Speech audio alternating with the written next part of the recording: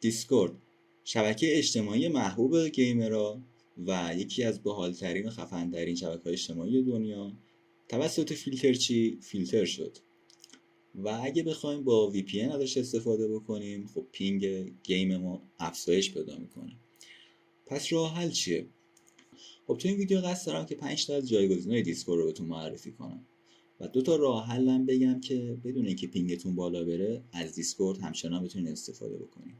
خب این که خود دیسکورد که فیلتر شد و البته خود سایت دیسکورد همچنان فیلتر نیست و دامنه دیگه ازش فیلتر شده که مربوط میشه به لاگین کردن داخل دیسکورد و اون فیلتر شده. در خود سایت دیسکورد همچنان واسه ما باز هست.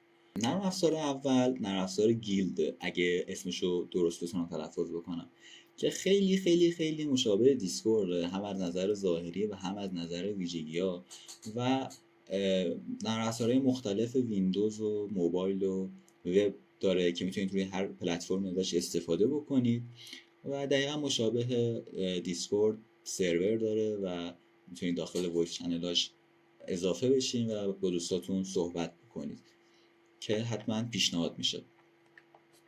نرم افزار دوم تیم اسپیکه. دقیقا مشابه دیسکورد، قابلیت های دیسکورد تقریبا همشون رو داره و روی پلتفرم های مختلف هم اجرا میشه. فقط تمام تفاوتی که با دیسکورد و این نرم افزار قبلی گیلد داره اینه که این نرم افزار نیاز به سرور داره و سروراشو خودتون باید تهیه بکنید. قیمت زیادی هم نداره، میتونید از سایت های ایرانی هم تهیه بکنید و ازش استفاده بکنید.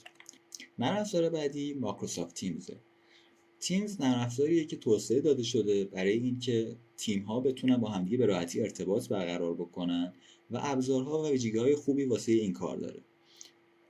توی سناریوی فعلی که ما دنبال جایگزین‌های واسه دیسکورد می‌گردیم، تیمز قابلیت‌های فوق‌العاده‌ای واسه وایس چت، ویدیو کال های مختلف و غیره داره که میتونه به عنوان جایگزین دیسکورد واسه ما به خوبی عمل بکنه. رایگان و توی تک تک پلتفرما هم اپ داره. نرم افزار بعدی نرم افزار المنته که یه سوشال مدیا، یه شبکه اجتماعی فوق‌العاده امن و ضد فیلتر با قابلیت‌های ویدیو کال و وایس کال. میتونید هم سرور خودتون رو داشته باشید و هم میتونید که از سرورهای برنامه استفاده بکنید. المنت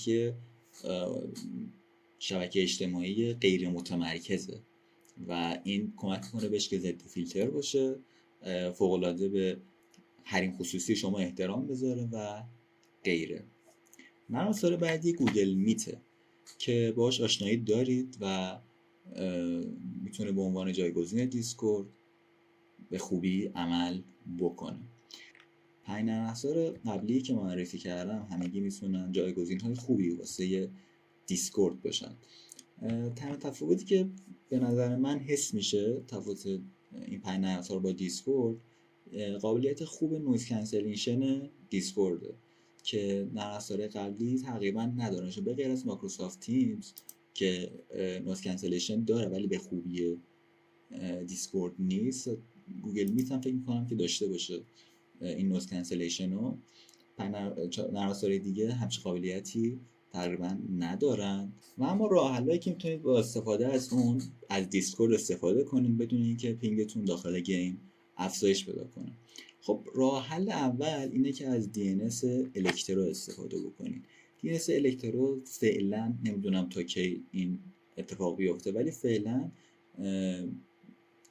میتونه که فیلتر دیسکورد رو دور بزنه و به دیسکورد متصل بشه. نمیدونم تا کی ولی خب فعلا جوابه. و اما راه حل دوم، اگر از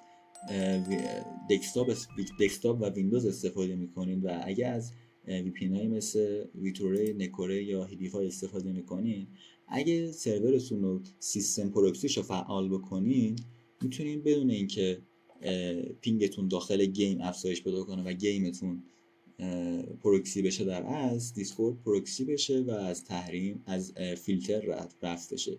انقدر تو کشورمون تحریم و فیلتر و همه چی هست آدم واژه‌هاشو هم دیگه قاطی میکنه. به هر حال با استفاده از این قابلیت سیستم پروکسی میتونین به دیسکورد متصل بشین و گیمتون از VPN رد نشه، فقط دیسکورد رد بشه.